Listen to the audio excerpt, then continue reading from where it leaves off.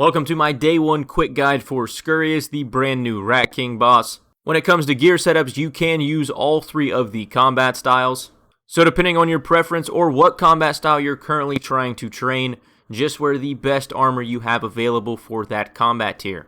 Obviously the gear I'm currently wearing is not exactly reflective of the gear you would have in the combat bracket for the normal levels that will be taking on this boss. But if you are using melee, just use the best armor you have available. And now when we're talking inventory supplies, there are no special attacks that poison you or that you would need fire breath or anything like that for. So realistically, all you need are a combat potion, some prayer potions, and then food. I also have a special attack weapon just to help speed up some kills and apply DPS towards the end of the boss fight to make it a little less hectic. But apart from gear, getting there is incredibly easy.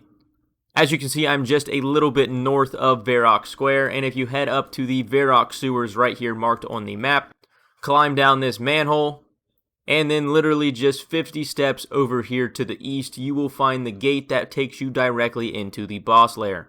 And here we are. And you do have two options. You can take this on normally with whoever is the group of players inside of here right now. It looks like range is a common choice for a lot of the people taking it on in groups.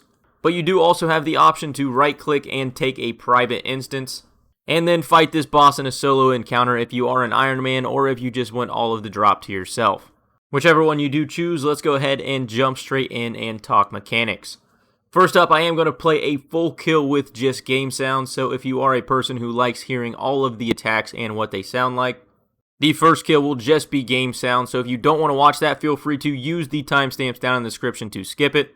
After that, we'll go through step by step on all of the mechanics that are included in this boss and how you can complete your first kill.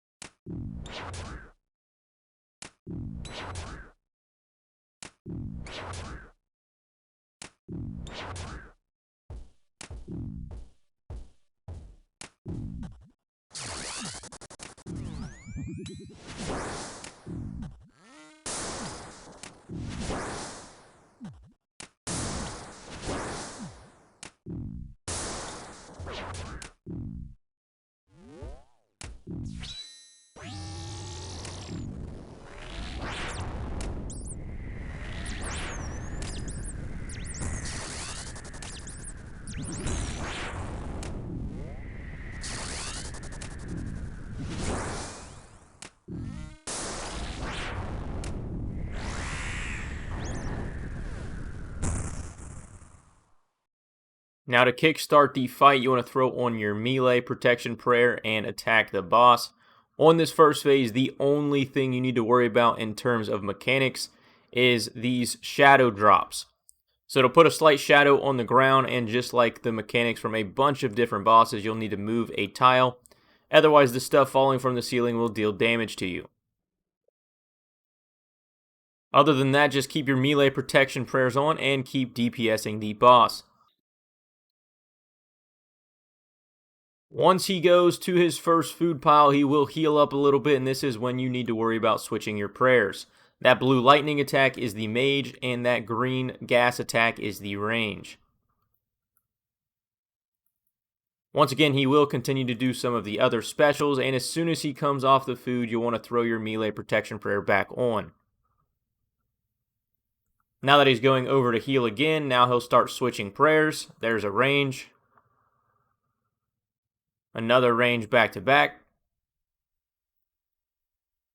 It does not look like there is any consistent pattern with which of those prayers he does use in a row. So you will just have to react to them as they are in the air. There's a mage. There is a slight animation on each side. This is the range back and this is the mage. There is a little animation before the attack does trigger to give you a little bit of time if you are struggling with them in the air.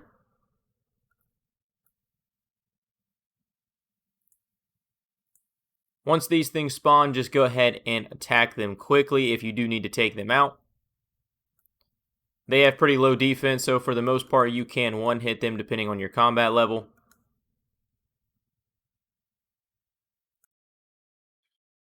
But now he's entered the final phase. Once he goes to the center of the room, he has the ability to do all of the different attacks.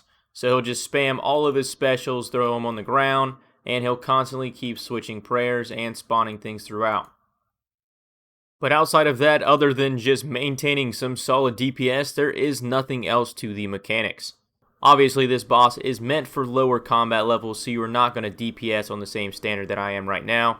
But for the most part, everything does happen slow enough that it is pretty easy to keep on top of things when it comes to switching your prayers and knowing what phase of the attack you're in. The only place it might get hairy is when he enters the center of the room at the end and he kind of spams all of the different special attacks at once. Well, with that, that is my day one guide for Scurrius, the brand new Rat King boss. If you guys did enjoy the video or found it helpful, consider dropping a like, and I will catch you guys in the next one.